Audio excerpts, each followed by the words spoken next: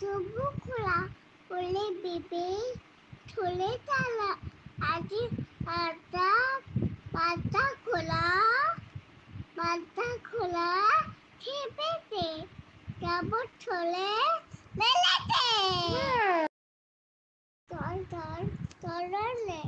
এনা মাথায় এলোনে বট আলে মকনে নিয়ে যাবে যখনই দেখা গেছে আটা কাটি দুটো পাখি ডালিম মা ডালিম কাটে এটা হিরে দাদা আগে বলো হিরে দাদা ছেলে দাদা মন বলে থান মন ঠাকুর দাদা